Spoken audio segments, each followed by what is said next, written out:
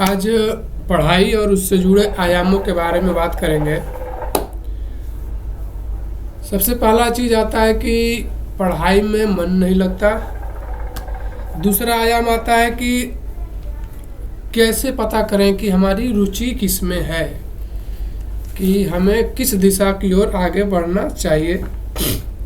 तीसरा आयाम ये होता है कि पढ़ाई करते कर समय मोस्ट ऑफ मतलब बच्चों को बीमारी हो जाती है, चाहे कुछ भी ऐसा हो जाता है जीवन में जिससे उनकी निरंतरता छूट जाती है।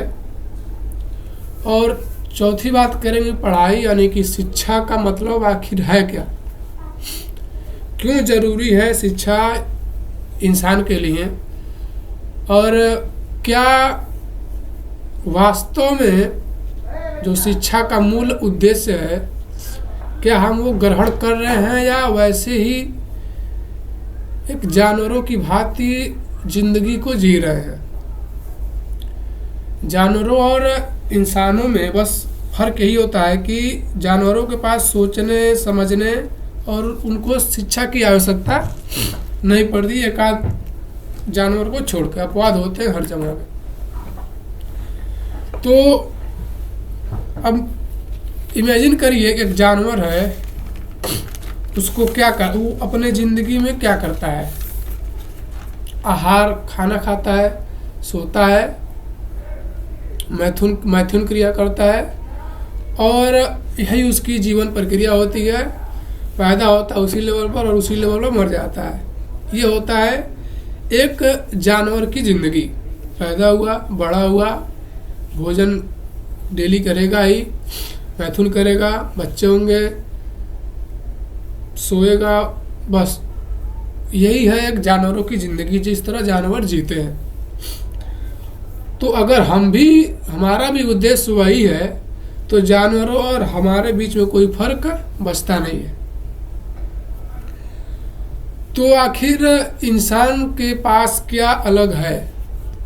इंसान के पास अलग है, उसके पास सोचने की क्षमता है, उसके पास जानने की क्षमता है कि क्या चीज़ सही है क्या गलत है। तो और इंसानों में सबसे ज़रूरी चीज़ है वो है शिक्षा, जिसकी बात की जाती है हमेशा की तरह। शिक्षा आखिर क्यों ज़रूरी है शिक्षा? सबसे पहले आयाम पर आते हैं कि पढ़ाई में मन नहीं लगता। बहुत से विद्यार्थियों का सवाल आता है क्यों नहीं मन लगता पढ़ाई में, क्यों जी भागता है पढ़ाई से। सबसे पहली बात तो ये एक समझ लीजिए कि अगर आदमी कोई इंसान भूखा है तो उसके भूख को शांत करने के लिए मन कर रहा है या न कर रहा है उसकी आवश्यकता पड़ेगी नहीं, उसका सवाल ही नहीं उठता है। अगर कोई इंसान भूखा है तो उसको ये नहीं कहना पड़ेगा कि तुम खाओ, खाने मन नहीं लगेगा, उसको कहने की ज़रूरत नहीं पड़ेगी, उससे खाना मिलते ही खा लेगा। तो जिनका पढ़ाई मन लगता है वो समझ लीजिए पढ़ाई के प्रति भूखे हैं एक तरह से, उनको कहना नहीं पड़ता। लेकिन अधिक विद्यार्थियों को यह हो रहता है कि पढ़ाई मन नहीं लगता। कोई भूखा व्यक्ति है तो उसे किसी धर्म गुरु को नहीं चाहिए कि कैसा करूं, ये नहीं करूं। फर्क इतना है कि जब तक रोटी मिल रही है तब तक पढ़े कौन, कमाए कौन। जिस दिन रोटी मिलना बंद हो जाएगा उस दिन पढ़ाई में भी मन लगेगा और कमाई में भी मन लगने लगता है। तो जितने भी लोग कहते हैं पढ़ाई में मन नहीं लगता, उनसे पूछिए रोटी मिल रही है? हाँ। कमाने की चिंता है? नहीं, इसीलिए तुम्हारा पढ़ाई मन नहीं लग रहा है। जिस दिन रोटी मिलना बंद हो गई या तो पढ़ना शुरू कर दोगे, कुछ नया सीखना शुरू कर दोगे, या तो कमाना शुरू कर दोगे। इसके अलावा कोई ऑप्शन बचेगा ही नहीं। तो यही भारत में भी स्थिति है। लोग कहते हैं कि पढ़ाई मन नहीं लगता। क्यों मन लगेगा जब माँ बाप 40 उम्र तक बच्चों को पढ़ा रहे हैं अपने पैसे पर, क्या उसको पढ़ाई मन लगेगा? अधिकतम उम्र होना चाहिए कि हाँ मैं 18 साल तक तुमको अपने पैसे से पढ़ाऊंगा, उसके बाद तुम्हारा सोच विकसित हो गया, तुम अपना काम खुद करो। और जब वो अपना काम खुद करेगा तब जानेगा कि हाँ क्या होती है पढ़ाई, क्या होती है सब चीज़ें। अब क्यों जरूरी है शिक्षा, क्या उद्देश्य है शिक्षा का? शिक्षा का मुख्य रूप से उद्देश्य है जीवन को सार्थक बनाना। जीवन को सार्थक बनाने से मतलब है कि अगर अभी मैं बात करूं, अभी मैं 4-5 लोग का नाम गिनाऊंगा। देखिए, जैसे मैं नाम गिनाऊं, APJ अब्दुल कलाम, सरदार भगत सिंह, गांधी जी, डॉक्टर भीमराव अम्बेडकर, डॉक्टर सर्वपल्ली राधाकृष्णन, पंडित जवाहरलाल नेहरू, सुभाष चंद्र बोस, रविंद्रनाथ टैगोर, इनको एक अलग कॉलम में रखिए। धीरू भाई Ambani, Bill Gates, Elon Musk और मुकेश अंबानी, अडानी, चाहे भूतकाल में जितने भी अमीर आदमी हुए हैं, इन दोनों में फर्क होता क्या है? ये अंबानी, अडानी, बिल गेट्स, ये लोग वेल्थी लोग हैं। वेल्थी मतलब पैसे वाले लोग हैं। और जो ये कॉलम है, Gandhi ji, Abdul Kalam, Abraham Lincoln, Napoleon, ये रिच लोग हैं, ये अमीर लोग हैं, ये वेल्थी लोग हैं। ये पैसे वाले और ये अमीर। वास्तव में अमीरी इनके पास है। अब कैसे, ये भी सवाल है कि कैसे, आखिर में ये लोग अमीर कैसे, किस तरह से? तो अमीरी की परिभाषा होती क्या है? अमीरी की परिभाषा ये होती है कि जिसे समय के साथ लोग भूल न जाए। एक समय था जब धीरू भाई अंबानी इंडिया के सबसे अमीर आदमी थे, बहुत नाम था उनका, लेकिन जितनी इज्जत उनकी उस समय थी, आज उतनी इज्जत शायद नहीं है, शायद का बिल्कुल नहीं है। लेकिन इस कॉलम के जो लोग हैं, वो जब थे तब भी उनकी उतनी ही इज्जत थी, अब नहीं है, तो शायद उनकी इज्जत और बढ़ गई है। कि वो नहीं है तो हमें बहुत दुख है कि हम उनसे सीख नहीं पाए। ये होता है रिच और वेल्थ में, मतलब वेल्थी और रिचनेस में अंतर। तो जीवन का एक परम उद्देश्य होना चाहिए कि जीवन को वेल्थी नहीं, जीवन को रिच बनाना है। यानी कि कोई सार्थक कर्म करना है, कर्म ऐसा जिसका इम्पैक्ट पड़े मानवता के ऊपर। गांधी जी कहाँ पैसा कमाए थे, लेकिन जिस समय गांधी जी थे, उस समय का जो सबसे अमीर आदमी था वो गांधी जी खटिया बैठे थे और वो खटिया के नीचे बैठता था। मतलब समझिए, बात के कहने का मतलब यह है कि कोशिश करना चाहिए कि रिच नहीं, वेल्थी नहीं, रिच बनने का प्रयास किया जाए। और रिच इंसान बनता कैसे है? सार्थक कर्म से। सार्थक कर्म मतलब ये होता है कि आप जो कुछ भी कर रहे हो उसका कुछ ना कुछ उद्देश्य होना चाहिए। आखिर मैं ये क्यों कर रहा हूँ, इससे मानवता को क्या फर्क पड़ेगा। सबसे पहले ये दिमाग में बिठा लीजिए कि मुझे अपने जीवन में सार्थकता लानी है। अगर सभी लोग बह रहे हैं भीड़ में, तो मुझे भीड़ का हिस्सा नहीं बनना है। 90% संभावना यह होता है कि जिधर भीड़ चलती है वो गलत होता है। 90% संभावना इसी बात की होती है कि जिधर भीड़ चलती है वो गलत होता है। 100% नहीं हो सकता है सही हो, लेकिन 90% संभावना होती है कि वो गलत होगा। तो आज हम बेसिकली विद्यार्थी, मतलब जितने भी विद्यार्थी वर्ग के लोग हैं उन्हीं को मतलब उन्हीं के एरिया से संबंधित प्रश्न को उठाएंगे। सबसे पहला प्रश्न है कि कैसे चुने अहंकार, मतलब रुचि क्या, मतलब कैसे चुने अपना इंटरेस्ट, पैशन।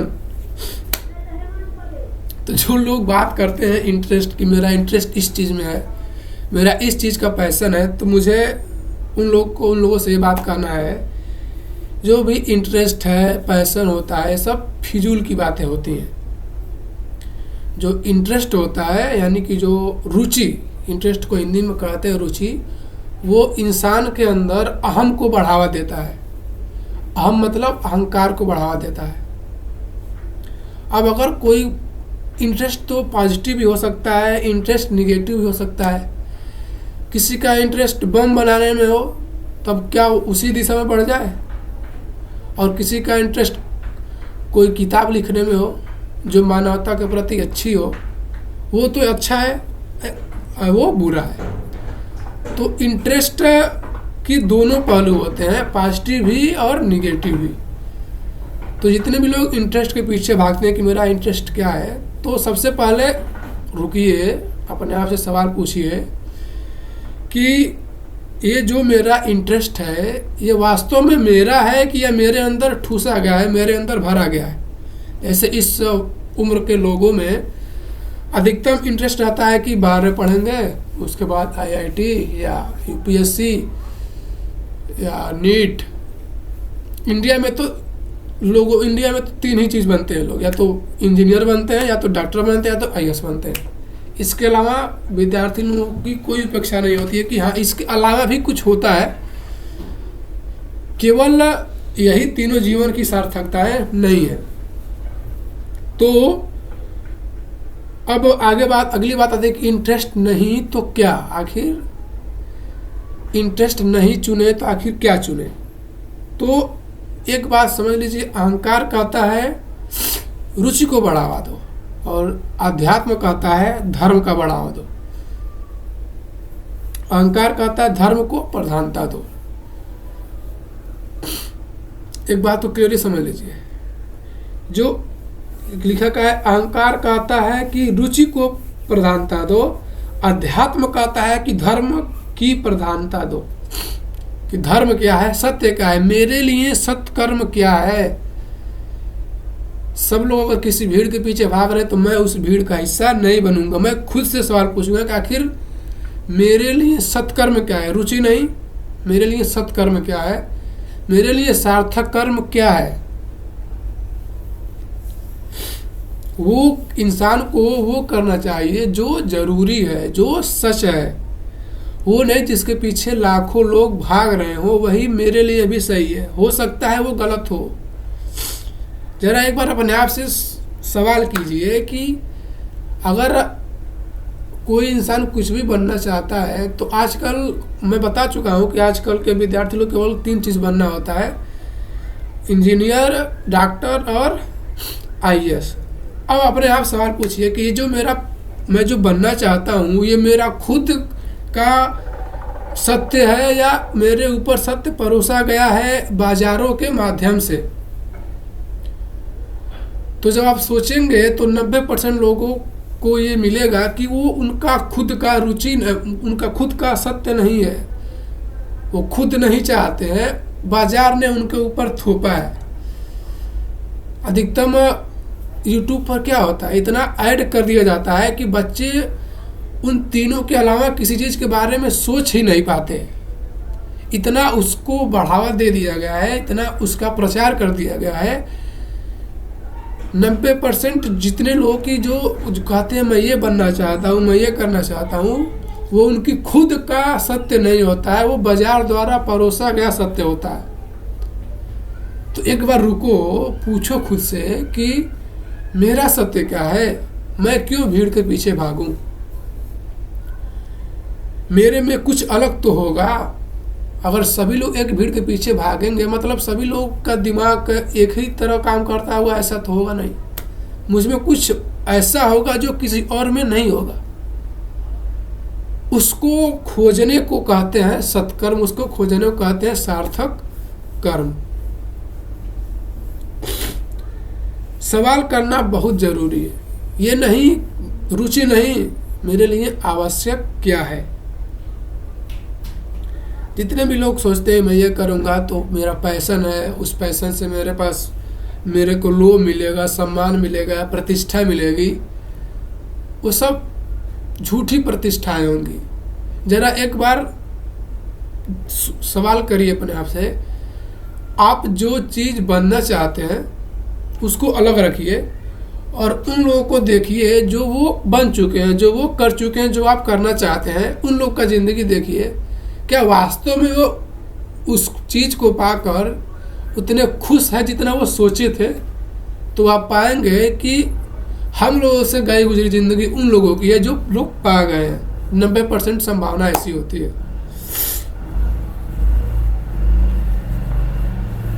जो बाजार होता है वो लूटने के लिए होता ही है। मुख्य रूप से कहा जाए तो बाजार का मतलब ये होता है प्रॉफिट। तो कहने का मतलब ये है कि जीवन या तो धर्म पर चलेगा या तो रुचि पर चलेगा। या तो कोई व्यक्ति अपनी रुचि के हिसाब से चलेगा, तो कोई व्यक्ति अपने धर्म के हिसाब से चलेगा। अब ये तो हो गया कि क्या है, मतलब क्या जरूरी है जिंदगी में। तो जिंदगी में जरूरी है सार्थकता, यानी कि सार्थक कर्म। अब अगले आयाम पर आते हैं। अगला आयाम क्या है? अब आता है कि पढ़ाई से हमें डर क्यों लगता है। बहुत सारे बच्चे होते हैं उनको किताब पढ़ने से डर क्यों लगता है। तो रुकिए, थोड़ा शुरू से शुरुआत कीजिए कि जब आप किताब उठाते हैं पढ़ने के लिए, तो वो किताब आप पढ़ने के लिए, ज्ञान के लिए उठाते हैं कि उस किताब से मुझे क्या मिलेगा, उस परिणाम को पाने के लिए उठाते हैं किताब। जैसे मान लीजिए किताब है, मोस्ट ऑफ द बच्चे क्या करते हैं, इस मान लीजिए हिस्ट्री किताब है, तो किताब उठा लिए, पढ़ रहे हैं किताब, मान लीजिए फिर से किताब है, तो अपना स्वर्ग में किताब पढ़ रहा हूँ ज्ञान के लिए कि इस किताब को पढ़कर मेरे अच्छे नंबर आएंगे, उसमें मैं टॉप करूँगा, उसके लिए। जिस दिन आप ज्ञान किताब पढ़ेंगे, ज्ञान के लिए नहीं, किसी और चीज़ के लिए, किसी कारण के लिए, किसी स्वार्थ के पीछे, उस टाइम आपको पढ़ने का मन नहीं करेगा। आप जब आपको जबरदस्ती करेंगे तो पढ़ भी लेंगे, लेकिन वही एक समय बाद प्रेशर बन जाएगा। मतलब कहने का मतलब यह है कि जब भी किताब उठाया जाए तो उसका परिणाम, उससे मुझे मिलेगा क्या, इसके परिणाम की चिंता को छोड़ दिया जाए। जैसे पढ़ाई किसी व्यक्ति को डराती नहीं है, पढ़ाई से जुड़ी जो उसकी अपेक्षाएं हैं वो उस व्यक्ति को डराती हैं, और कोई चीज़ नहीं डराता है। कोई भी अब जाते हैं आप बाजार में, तो कोई पोस्टर पर कुछ लिखा होता है, उसको पढ़ने में आपको डर नहीं लगता है, लेकिन एक किताब के पैराग्राफ को पढ़ने में आपको डर लगता है। क्यों? क्योंकि जब वो पोस्टर पढ़ते हैं आप, तो उससे जुड़ी कुछ अपेक्षाएं नहीं होती हैं, लेकिन जब वो आप किताब उठाते हैं तो उससे एक अपेक्षा जुड़ गई है कि मैं किताब पढ़ता हूँ नंबर के लिए, ज्ञान के लिए नहीं। तो जिस दिन आप किताबों को अकारण पढ़ने लगेंगे, उस दिन पढ़ने में मन आपको लगने लगेगा। और मान लीजिए आप जबरदस्ती किताब पढ़ेंगे भी तो समझ में आएगा नहीं। सिंपल सी बात है। जो किताब से डरते हैं उन्हें क्या समझ में आएगा? जो किसी स्वार्थ के पीछे किताब पढ़ रहे हैं कि मुझे ये स्वार्थ मिलेगा। किताब पढ़ा जाता है अकारण, धर्म के लिए, सत्य के लिए।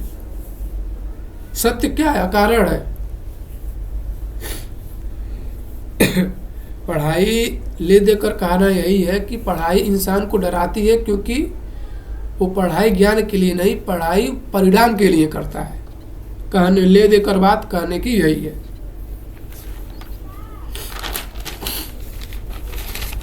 अब तो करे क्या? अब इसका ये तो समस्या हो गया, तो करे क्या? तो करना यही है कि पढ़ना है, ज्ञान के लिए पढ़ना है। जो पढ़ाई से जो ज्ञान आएगा उससे मस्ती होगी जीवन, उससे जीवन में मौज होगा।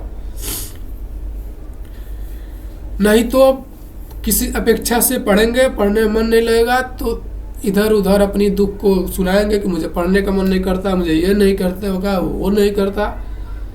और इतना एक बात समझ लीजिए, किसी के सामने दुख को प्रकट करना एक सहानुभूति नहीं है, कमजोरी की निशानी है। तो जरूरी यही है कि कमजोरी को छोड़ दीजिए, सिंपल सी बात है। अब तीसरा आयाम आता है कि पढ़ाई और उससे जुड़ा प्यार, पढ़ाई से प्यार। सबसे पहले तो ये दिमाग में निकाल देना चाहिए कि पढ़ना है नौकरी के लिए। इंडिया में एक नैरेटिव बैठा दिया गया है कि पढ़ाई करना है कि नौकरी मिलेगा, तब नौकरी के लिए। आज पढ़ने का मन क्यों नहीं करता है? क्योंकि उससे एक उपेक्षा जोड़ दी जाती है। अब अगले बात पर आते हैं कि सबसे पहली ये बात, तो कुछ पाओगे उसकी उम्मीद हटा दो, सिंपल सी बात है। तो यूथ यानी कि जवानी करे तो करे क्या। जवानी का मतलब होता है सर्वांगीण विकास। सर्वांगीण विकास का मतलब होता है कि किसी व्यक्ति के सभी आयामों पर विकास हो रहा है, तो हम कहेंगे वो एक यूथ है, वो एक जवानी है। नहीं तो केवल एक आयाम पर अगर किसी व्यक्ति के अंदर विकास हो रहा है तो वो विकास किसी लायक नहीं है। जैसे मान लीजिए कोई केवल पढ़ रहा है और उस सारे आयाम उसके कमज़ोर हैं, न उसको कुछ खेलने में मज़ा आता है, न उसको कुछ बोलने में मज़ा आता है, न उसको कुछ सार्थक कर्म करने, केवल पढ़ता है दिन भर। तो एक आयाम तो सही है, लेकिन उसके सारे आयाम जो जरूरी हैं एक यूथ के लिए वो तो हट गए। और वही जो इन आयामों की कमी होती है, वही जाकर जिंदगी के अंत में पछतावा मिलता है। यूथ का मतलब क्या होता है? सुडौल शरीर हो, चौड़ी छाती हो, चौड़े कंधे हो, विराट हृदय हो और दुनिया की समझ हो। आजकल के युवा में न विराट हृदय है, न उसके अंदर करुणा है, न उसके अंदर सहानुभूति है, न उसके अंदर सहनशीलता है, न उसके अंदर सेवा भावना है, न उसके अंदर सत्य की पहचान है। विराट हृदय तो है नहीं। सुडौल शरीर किसी किसी का है, किसी किसी की नहीं है। चौड़े कंधे है ही नहीं। दुनिया की समझ किसी को नहीं पता है दुनिया में हो क्या रहा है, कैसे कैसे दुनिया का वर्ल्ड ऑर्डर बदल रहा है, कैसे किस तरह से आज के समय दुनिया डिजिटलाइज हो रही है, किस दुनिया की कोई भी समझ नहीं है। और अगर किसी युवा के अंदर विराट हृदय नहीं है, सुडौल शरीर नहीं है, चौड़ी छाती नहीं है, चौड़े कंधे नहीं है, दुनिया की समझ नहीं है, तो युवा एक तरह से बोझ है देश पर। वो एक तरह से देश के लिए हानिकारक है, खतरा है। तो सभी युवाओं को समझना चाहिए कि केवल एक आयामों पर विकास नहीं होता है। आयाम व्यक्तित्व का मतलब होता है, जवानी का मतलब होता है, यूथ का मतलब होता है सर्वांगीण विकास, सभी आयामों पर विकास। जितने भी लोग आध्यात्मिक होते हैं, जितने भी लोग आध्यात्मिक होते हैं और जितने भी लोग सांसारिक होते हैं, इन दोनों का नियम उलट पुलट होता है। जितने भी आध्यात्मिक लोग होते हैं उनका विकास सर्वांगीण होता है। और एक बात एक दिमाग में घुसा लीजिए कि अगर कोई व्यक्ति एक आयामों पर अच्छा है तो अध्यात्म में वो लगभग सभी आयामों पर अच्छा होता है। और अध्यात्म और संसार के नियम बिल्कुल विपरीत हैं। संसारी लोगों में होता क्या है कि कोई व्यक्ति केवल एक आयामों पर बहुत ही अच्छा होता है। ये बात केवल मैं जवानी के लिए कर, जितने भी यूथ लोग हैं तो जितने भी कॉलेज में एक्स्ट्रा करिकुलम एक्टिविटी होती है उसको करो, आराम से खेलो कूदो। एक्सीलेंस बढ़ाना चाहिए युवा को, किसी भी चीज़ में उत्कृष्टता बढ़ाना चाहिए। और सबसे पहले बात यह आती है कि एक विद्यार्थी के जीवन में क्या होना चाहिए। एक दर्शन शास्त्री थे मोहम्मद इजाज, उनसे पूछा कि एक विद्यार्थी के जीवन में क्या होना चाहिए, तो उन्होंने बोला कि विद्यार्थी मतलब होता है विद्या का अर्थी, केवल वो विद्या का अर्थी है, कई चीज़ों का अर्थी थोड़ी ना है। तो विद्यार्थी के जीवन में केवल विद्या होना चाहिए। वो विद्या चाहे पढ़ाई से हो, विद्या चाहे किसी चीज़ को पढ़कर हो, चाहे इधर उधर की किताबें पढ़कर हो, चाहे खेल कर हो, चाहे कूद कर हो, चाहे किसी भी आयाम पर हो। विद्यार्थी का मुख्य मतलब होता है विद्या। केवल पढ़ाई से ही विद्या नहीं आती है, एक्स्ट्रा किताबों से भी विद्या आती है।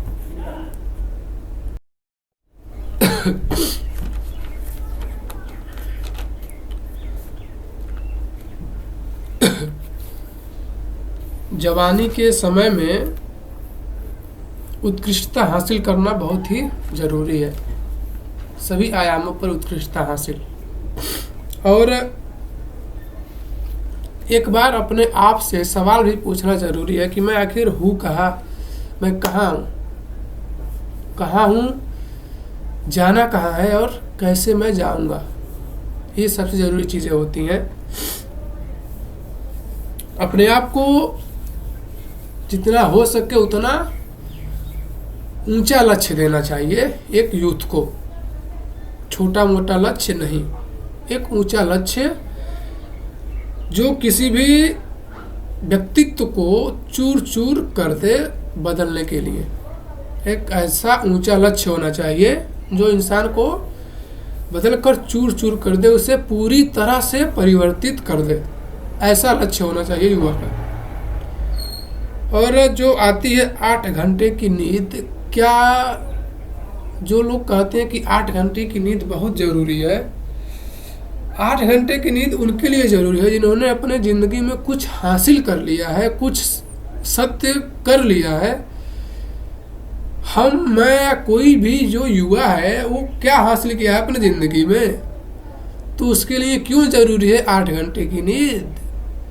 जीवन में एक ऊंचा लक्ष्य होना चाहिए जो कि सोने में भी वो लक्ष्य भूले ना, हमेशा वो दिमाग में रहे, हमेशा उसको पाने की चाह रहे।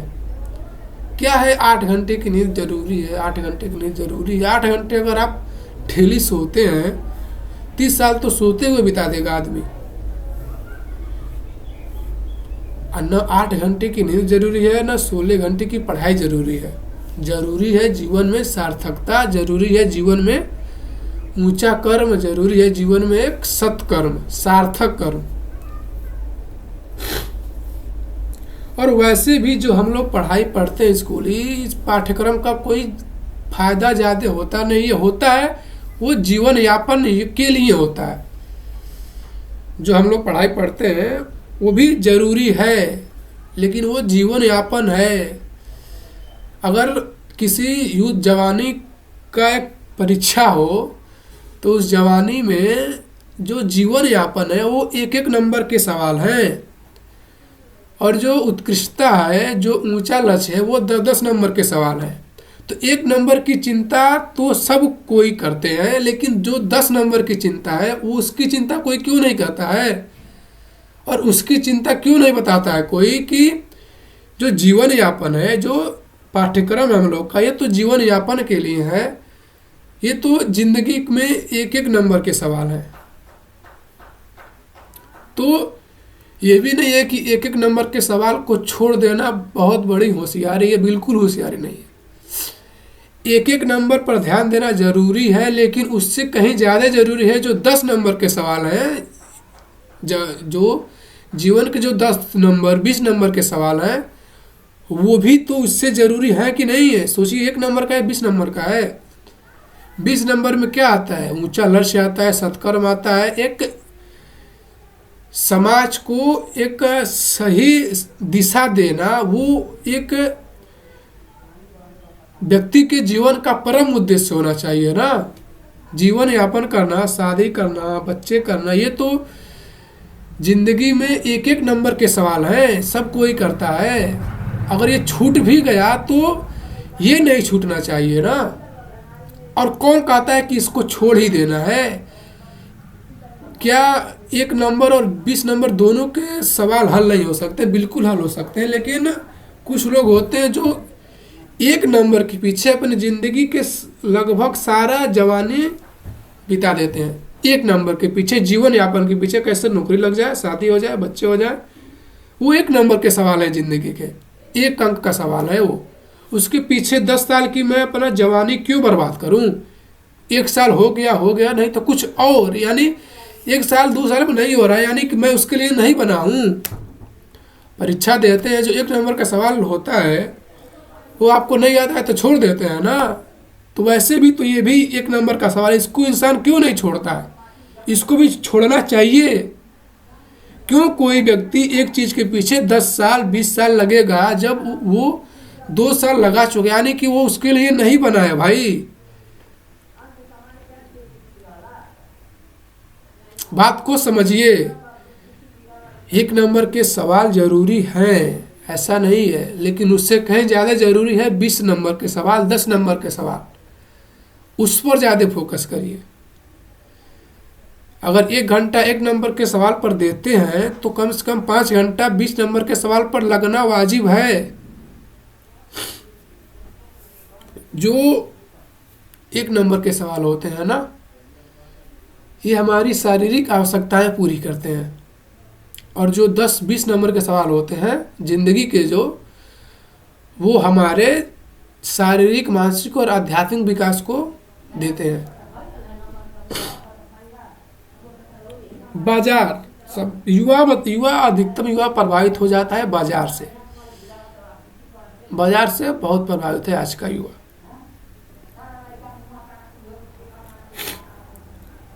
किसी से पूछो तुम्हें क्या बनना है, तो जो कर रहा है उससे सवाल करिए कि तुम वास्तव में चाहते हो या तुम्हारे ऊपर थोपा गया है बाजार के जरिए, माता पिता के जरिए, दोस्तों के जरिए, अध्यापकों के जरिए। यहाँ तो अध्यापक से भी पूछता है कोई, तो उनके अलावा 3 चीज़ के अलावा कोई ऑप्शन वो बताते ही नहीं। या तो इंजीनियर बन जाओ, या तो डॉक्टर बन जाओ, या तो इंजीनियर बन जाओ, या तो आईएएस बन जाओ, कोई सरकारी नौकरी कर लो, इसके अलावा भी क्या कुछ नहीं है। उनसे पूछो तो कहेंगे बेटा सिलेबस पूरा कर लो।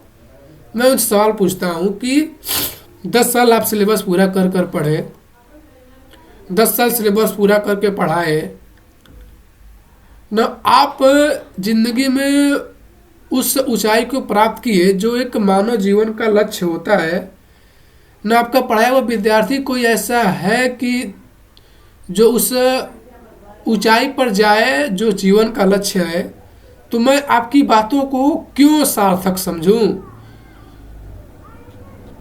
क्यों मानूं आपकी बातों को कि आपकी बातों में सच्चाई है। ऐसा नहीं कि सभी टीचर ऐसे होते हैं, कुछ होते हैं, लेकिन अधिकतम ऐसे ही होते हैं। 3 चीज़ों के अलावा उनके पास कोई ऑप्शन होता ही नहीं है। क्या आज देश में किस चीज़ की ज़रूरत नहीं, सबकी इतनी ज़रूरत है। केवल डॉक्टर, इंजीनियर और आईएएस वालों से मिलकर देश बनता है। ये तो देश की एक सीढ़ी है मात्र, पूरा देश थोड़ी है।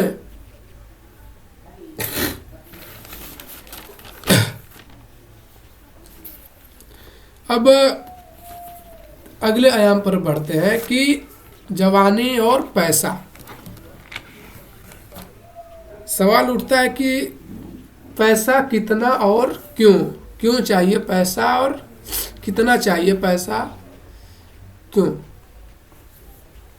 मैं उनसे कहता हूँ कि तुम एक बार खुद अपने विवेक का प्रयोग करो कि क्या पैसा बिल्कुल भी ज़रूरी नहीं है। तो ये तो एक मूर्खता है।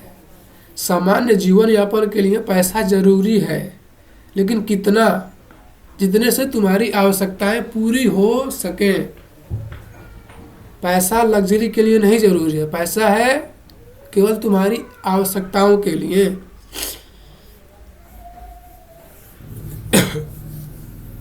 अपने आप को उस विचारों से निकालिए, प्रतिस्थापित कीजिए कि लग्जरी से अचीवमेंट मिलती है, लग्जरी से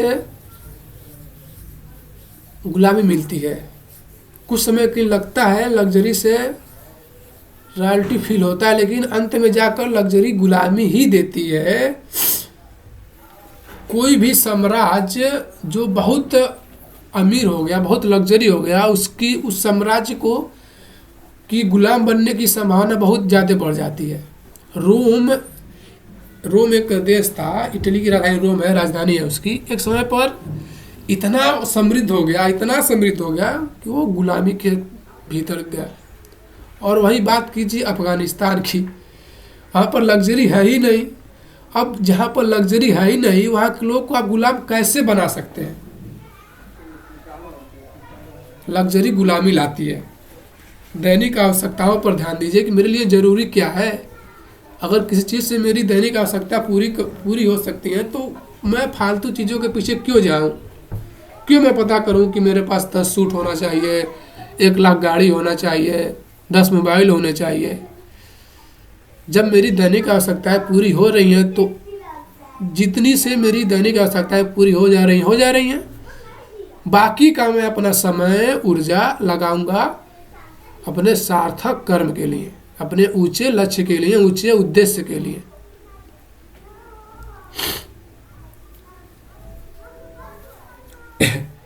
क्या है आज के युवा में, न उल्लास है, न ताकत है, न जोश है, न उमंग है। अपने वातावरण से बंध चुके हैं ये लोग। 10 लोग को देखते हैं जिंदगी में भागते हुए, उसी रेस में शामिल हो जाते हैं, चाहे लड़का हो चाहे लड़की।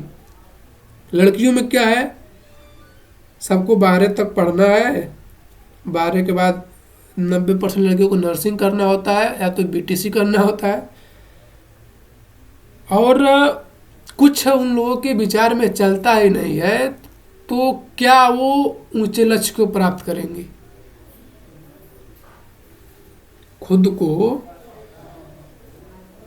सबसे पहले खुद को जानिए और अपनी ज़रूरतों को जानिए। खुद को जो जानने वाली चीज़ें उसको अलग रखिए, अपनी ज़रूरतों की चीज़ों को अलग रखिए।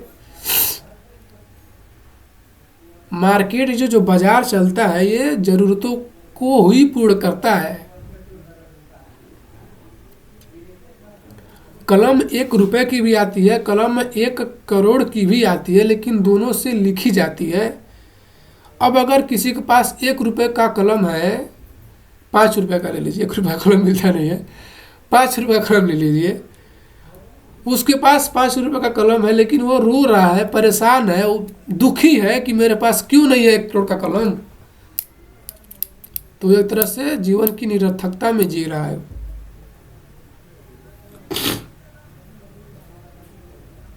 जरूरी है जीवन में सार्थकता। तो करना क्या है कि मेरे पास पाने के लिए बहुत कुछ है, उससे पहले पाने से पहले मुझे बहुत सारी चीज़ों को हटाना होगा।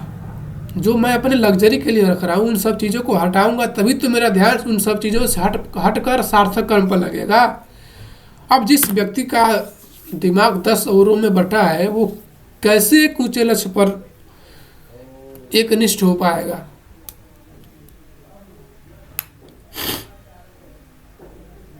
जो चाहत होती है इंसान की, 100 में से 98% दूसरों की, उसकी खुद की चाहत होती ही नहीं है। कोई पढ़ता है कि अपने मम्मी पापा का सपना पूरा करने के लिए, कोई पढ़ता है कि हमारे बेइज्जती कर दिया सब इसलिए मैं पढ़ूंगा। कोई खुद के अंदर से सवाल नहीं आ रहा कि नहीं मैं पढ़ूंगा क्योंकि मुझे जीवन में सार्थकता हासिल करनी है, मुझे चूहे के दौड़ में नहीं भागना है। जरा एक बार एक आम इंसान की जिंदगी सोचिए कैसी होती है। आम इंसान किसके पीछे भागता है। जब पैदा होता है तो 1 साल से 15 साल, 1 साल से 10 साल की उम्र तक उससे खिलौनों के पीछे भागता है। 15 साल तक युवा हो जाता है, 15 साल से 40 साल तक वो या तो किसी नौकरी के पीछे भागता है, या तो कहीं काम करने लगता है, पेंट पॉलिश करने लगता है, पैसा कमाने लगता है। जैसे ही 30 की उम्र पार होती है, शादी हो जाती है, तो दूसरों के लिए अपनी ज़िंदगी जीने लगता है। 60 की उम्र हो जाती है, अब रिटायर हो जाता है, तो रिटायरमेंट के लिए पैसा इकट्ठा करना शुरू कर देता है। और आम लोगों की ज़िंदगी ऐसे ही करके बीत जाती है। न जीवन में कोई सार्थक लक्ष्य हासिल होता है, न जीवन में कोई उद्देश्य हासिल होता है, और न उन्हें कोई याद रखता है। समय के साथ उन लोगों को भुला दिया जाता है। तो करे क्या करा जाए। करा यह जाए कि पढ़ाई के साथ साथ अपने जीवन में अध्यात्म को शामिल किया जाए।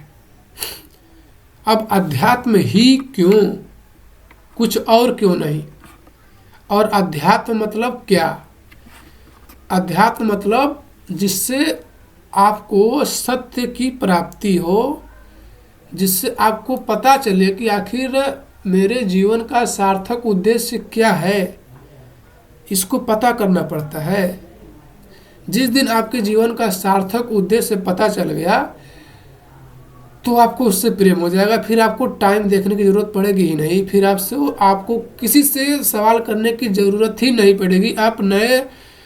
आप अपने सवालों के जवाब खुद ढूंढ लेंगे, नए रास्ते ढूंढ लेंगे। किसी से कुछ पूछने की ज़रूरत नहीं पड़ेगी। अगर एक बार जीवन में पता चल गया कि सार्थक उद्देश्य है क्या। जब आप अध्यात्म से जुड़ते हैं तो उसमें आपका जो मन है वो लगता नहीं है, वो मन को मिटाता है। और जिस दिन आपका मन पूरी तरह से मिट जाएगा उस दिन आपको पता चलेगा कि क्या है मेरा उद्देश्य, what is the purpose of my life. और अध्यात्म की तरफ इसलिए नहीं जाइए कि सब चीज़ों से हार चुके हैं तब अध्यात्म की ओर जा रहे हैं, तो एक बेवकूफ़ी है, एक तरह से अध्यात्म का अपमान है। अध्यात्म किसी के बिना अधूरा थोड़ी है। अध्यात्म एक आसमान है। हम लोग धरती पर रहने वाले जीव हैं। बहुत बड़ा, हम लोगों से बहुत बड़ा चीज़ है अध्यात्म, क्योंकि अध्यात्म बताता है कि क्या धर्म है, क्या अधर्म है, क्या सत्य है, क्या असत्य है। अध्यात्म किसी का मोहताज थोड़ी है। अध्यात्म एक रोशनी है, और रोशनी होती है अंधेरे को मिटाने के लिए। रोशनी को किसी चीज़ की आवश्यकता नहीं पड़ती है, अंधेरे को आवश्यकता पड़ती है उसको मिटने के लिए रोशनी की, लेकिन रोशनी किसी चीज़ की आवश्यकता नहीं पड़ती। कहने का उद्देश्य ये है कि पढ़ाई से ज़्यादा जरूरी है अध्यात्म। अध्यात्म किसी के ज़िंदगी में सेकेंडरी चीज़ नहीं होनी चाहिए। किसी इंसान का लक्ष्य है कि मैं ये बनूंगा, उससे पहले वो खुद को तो जाने कि मैं क्या हूँ। मेरे अंदर जो अहम बैठा है कि मैं ये करना चाहता हूँ, क्या है।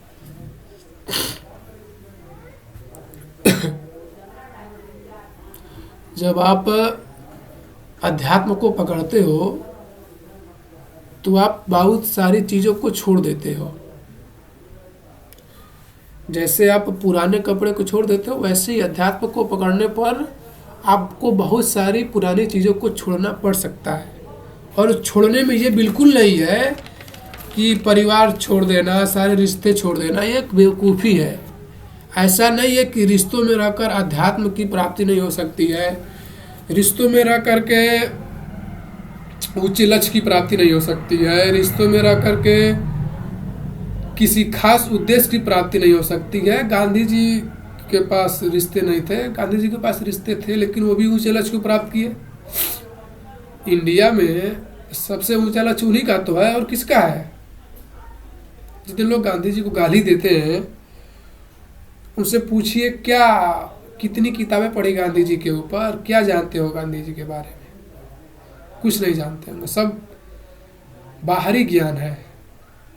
अध्यात्म जिस दिन आप अध्यात्म को अपनाएंगे, ये सब सारी चीज़ें आपके दिमाग से हट जाएंगी और नए नए रास्ते खुल जाएंगे, आपको आत्मज्ञान की प्राप्ति होने जाएगी।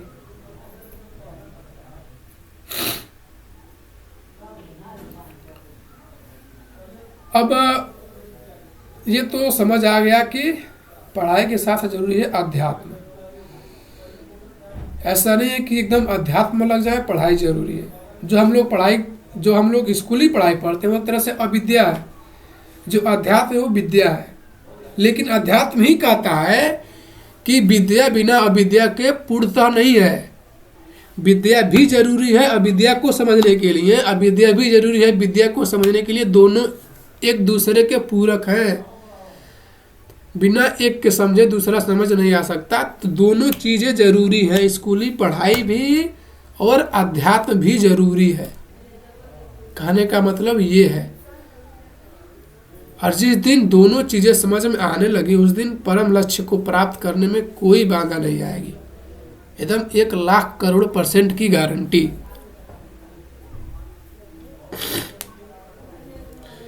अब अगले आयाम पर आते हैं कि जवानी, बीमारी और जिंदगी। तो क्या है इस आयाम का मतलब। बहुत सारे लोगों को जवानी में बहुत सारी बीमारी हो जाती है।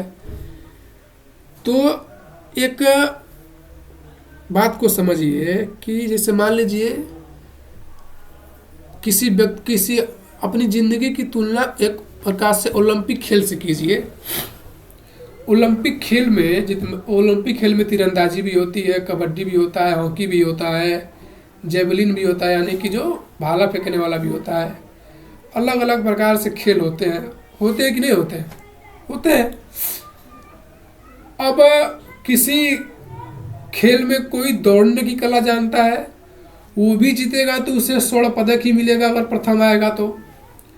अगर कोई भाला फेंकने वाला खेल में शामिल है, वो भी जीतेगा तो उसको भी, अगर प्रथम आएगा तो उसको भी स्वर्ण पदक ही मिलेगा।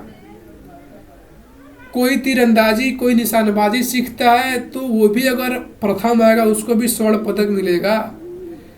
मिल तो तीनों लोगों को स्वर्ण पदक ही रहा है ना। अब अगर कोई व्यक्ति शारीरिक तरह, शारीरिक मतलब अपने शारीरिक रूप से किसी माध्यम से योग्य नहीं है तो और भी तो बहुत ऑप्शन है, उसमें भी उसको स्वर्ण पदक मिल सकता है कि नहीं मिल सकता है? बिल्कुल मिल सकता है। अगर किसी के हाथ पैर नहीं है तो उसके पास दिमाग तो है ना, उसमें वो अपनी उत्कृष्टता हासिल करे। स्टीफन हॉकिंग के पास क्या था? उनके पास एक दिमाग ही तो था।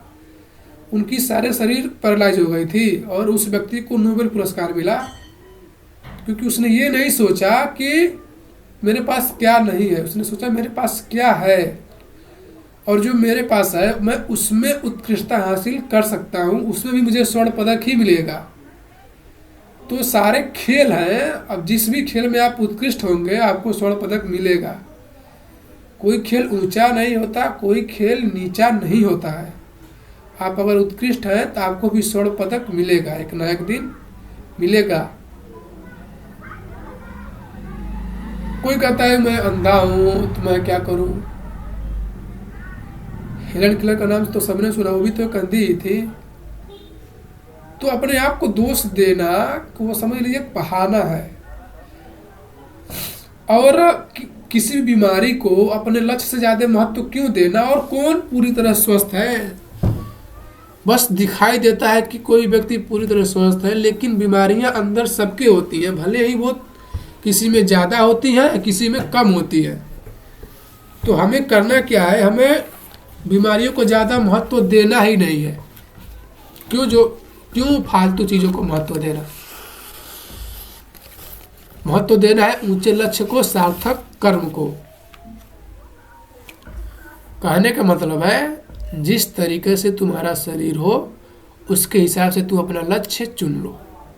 कहने के लिए देकर बात यही है।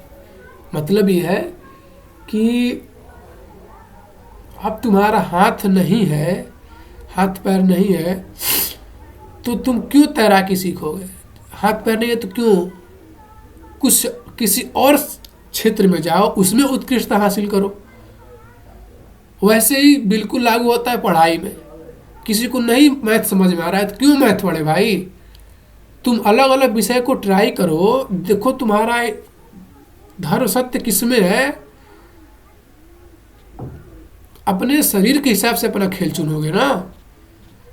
मैं अपने शरीर के हिसाब से अपना खेल चुनूंगा, तुम अपने शरीर के हिसाब से अपना खेल चुनोगे। समझ आ रहा है? और अगर अकेले नहीं हो सकता है तो संघ बना लो, संघ भी तो बनाया जा सकता है। सिंपल सी बात है। करने की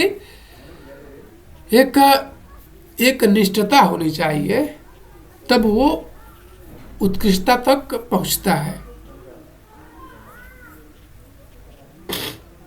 जिंदगी और ओलंपिक का रिश्ता एकदम बैठता है अगर कोई समझे तो। और जो कुछ चाह रहे हो उसके साथ कम से कम इंसाफ भी तो करो। कोई कहता है कि मैं ये चाह रहा हूँ तो उसके साथ इंसाफ भी तो करो। इंसाफ करने का मतलब क्या? उसमें रमो तो, उसको उससे प्रेम तो हो, उसमें रमो, उसमें अपने आप को डुबाओ तो तब प्राप्त होती है उत्कृष्टता। वैसे ही नहीं प्राप्त हो जाती है उत्कृष्टता किसी को भी।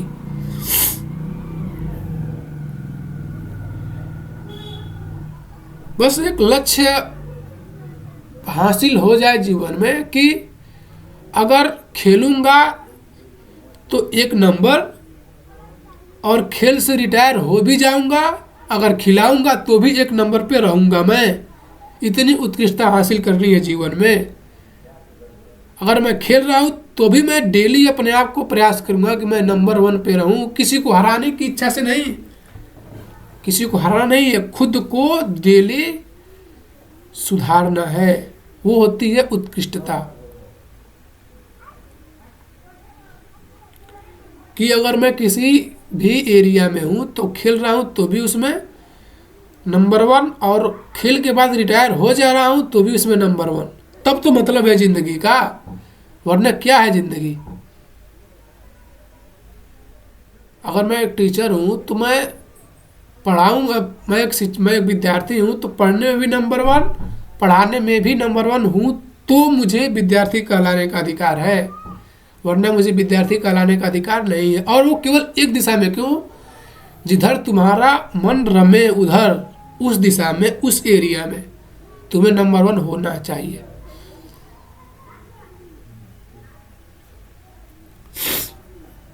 पढ़ो तो नंबर 1, पढ़ाओ तो नंबर 1, जिंदगी में कभी सेकंड हैंड मत बनना। किसी भी एरिया में रहना तो कोशिश करना उत्कृष्टता को हासिल करें, क्योंकि उसी से ही परम उद्देश्य की प्राप्ति होगी। ये जो बीमारी बीमारी बीमारी बात करते हैं, शारीरिक बीमारी तो होगी ही, किसको नहीं होती है, लेकिन शारीरिक बीमारी से ज़्यादा जरूरी है मानसिक बीमारी। ये जो मानसिक बीमारी हम लोग के अंदर घुस जाती है, किसी को हराने की जो जिद होती है वो हमें गुलामी की तरफ ले जाती है। किसी को हराना नहीं है, खुद पर एकनिष्ठ होना है।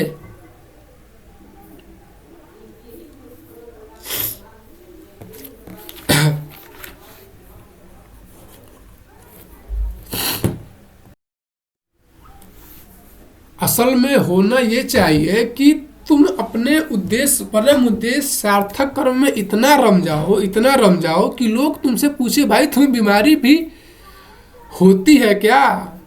यानी कि बीमारी में भी उस लक्ष्य को न छोड़ना।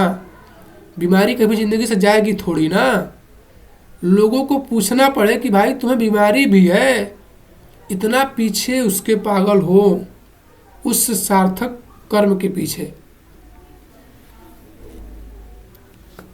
वास्तव में जो शरीर होता है, शरीर मात्र ही बीमारी है, बीमारी ही शरीर है। और जिस व्यक्ति के अंदर देहाभिमान आ गया, शरीर के प्रति इतना अभिमान आ गया कि मैं बीमार हूं, मैं छोड़ दूंगा सब कुछ, क्या वो हासिल करेगा अपने जीवन में उत्कृष्टता?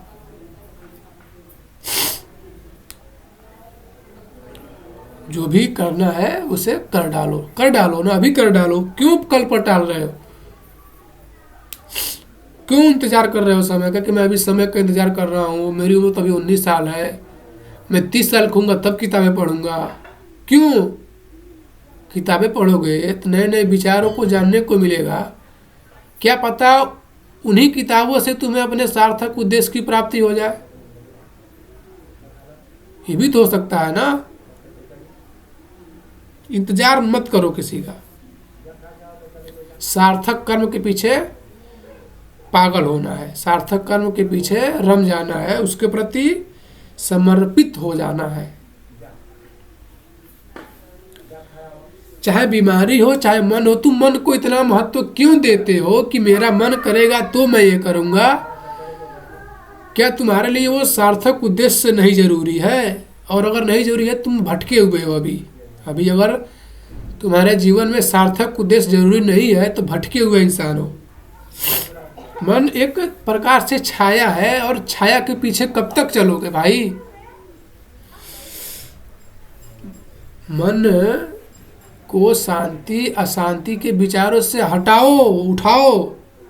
अशांति तो आएगी ही। अध्यात्म का पहला सीढ़ी भी होता है कि अशांति से शांति की तरफ। अशांति तो आएगी ही, उससे भागना क्यों?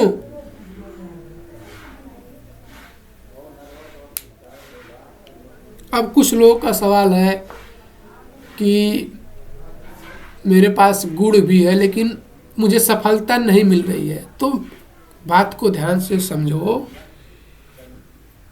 पहली बात तो ये समझ लो कि अगर किसी जगत को यानी संसार में तुम कुछ ऐसा दे रहे हो जो वास्तव में मूल्यवान हो, और जिसको तुम दे रहे हो उसको समझ में भी आ रहा है कि हाँ मेरे लिए ये मूल्यवान है, तो तुम्हें क्यों नहीं मिलेगी सफलता उस एरिया में? या तो तुम्हें उस एरिया का पूरा ज्ञान नहीं है, या तो अगर तुम्हारे पास ज्ञान है तुम जिसको ज्ञान दे रहे हो उसको समझा नहीं पा रहे हो। ये दो ही स्थिति हो सकती है तुम्हारी असफलता के पीछे। या तुम्हारे अंदर ज्ञान की कमी है या तुम्हारे अंदर समझाने की कला में कमी है। तुम उसको समझा नहीं पा रहे हो कि हाँ ये मूल्यवान है, और वो वास्तव में मूल्यवान होना चाहिए भी ना।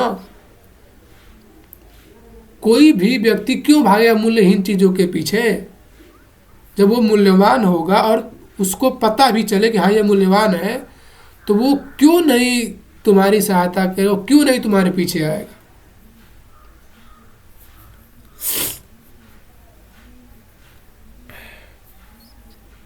बात का कहने का मतलब है कि अगर खुद अपने सवालों का जवाब पूछने बैठ जाए आदमी, तो बहुत सारे सवालों का जवाब उसे खुद मिल जाएगा। ऐसा नहीं है। अब कुछ लोग कहते हैं कि नहीं मैंने एक गुरु को चुन लिया है, मैं गुरु को उदाहरण बनाना चाहता हूँ, मैं जो गुरु कहेंगे वही करूँगा। तो अगर गुरु को उदाहरण बनाना चाहते हो तो गुरु के ही हिसाब से चलना पड़ेगा। गुरु ये कह दिया इधर जाओ तो जाना है, अगर रोक दिया नहीं जाना है तो नहीं जाना है, तब तो गुरु के प्रति समर्पित होने का कोई फायदा है। नहीं तो क्या फायदा है, कोई फायदा नहीं है। अगर गुरु के लिए ही जिंदगी जीना है तो बहुत बढ़िया है, पर उसके प्रति पूर्ण समर्पण होना चाहिए, होना जरूरी है।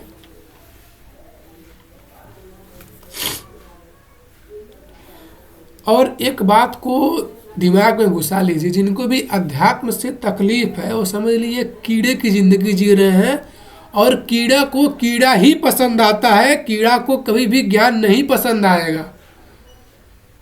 जिनको अध्यात्म पसंद नहीं हो, एक तरह से कीड़े की जिंदगी जी रहे हैं, और कीड़ा को कीड़ा ही पसंद आता है। उससे अध्यात्म की बातें करो, उससे ज्ञान की बातें करो, तो उसके मन में अलग अलग विचार उठने लगेंगे। क्या बता रहे हो मुझे? अध्यात्म कीड़े को मारने की दवाई है। कीड़ा मन में भी होता है, कीड़ा बाहर भी होता है, और बाहर के कीड़ों से ज़्यादा खतरनाक होता है जो हमारे मन के भीतर जो कीड़ा है वो सबसे ज़्यादा खतरनाक होता है।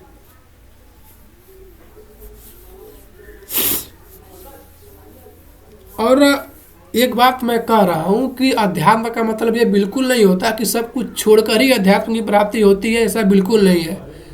सब कुछ साथ लेकर भी अध्यात्म की प्राप्ति हो सकती है। बस अभी जहाँ से हो वहाँ से शुरुआत कर दो, कल का इंतज़ार मत करो। जो धार्मिक ग्रंथ हैं, जो शास्त्र हैं, जो उपनिषद हैं, ये रास्ता है ऊंचे लक्ष्य को प्राप्त करने का। इससे शर्माना नहीं है कि मैं गीता पढ़ूंगा तो लोग मुझे बैकवर्ड समझेंगे। जो लोग समझ रहे हो कीड़े हैं, और अगर जो बैकवर्ड समझ रहे हो क्या खुद क्या हासिल किए हैं, क्या अपने ज़िंदगी में उन्होंने खुद को ऊंचा लक्ष्य दिया है या ऊंचा लक्ष्य प्राप्त किया है। एक बार ये सवाल खुद से पूछो कि जब मैं कुछ नया करता हूँ, सार्थक करता हूँ, और जो लोग मुझे ताना मारते हैं, जो लोग मुझसे बदतमीजी करते हैं, जो लोग मुझे डांटते हैं, जो लोग मुझे सुनाते हैं, जो लोग राजी नहीं होते हैं, क्या वो खुद ऊंचे लक्ष्य को प्राप्त किए हैं? जब वो खुद ऊंचे लक्ष्य को प्राप्त नहीं किए हैं तो मैं उनकी बातों से क्यों प्रभावित होऊंगा? जो मेरा सत्कर्म है मैं वो करूँगा। अगर वो ऊंचे लक्ष्य को प्राप्त करके बोल रहा है तब तो कुछ होता है, लेकिन इतना तो कन्फर्म है कि जो ऊंचे लक्ष्य को प्राप्त कर चुका है वो अध्यात्म का विरोध कर ही नहीं सकता है।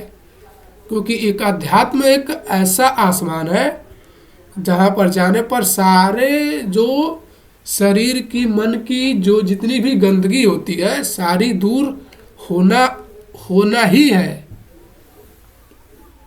अगर वास्तव में किसी को अध्यात्म की प्राप्ति हो गई तो।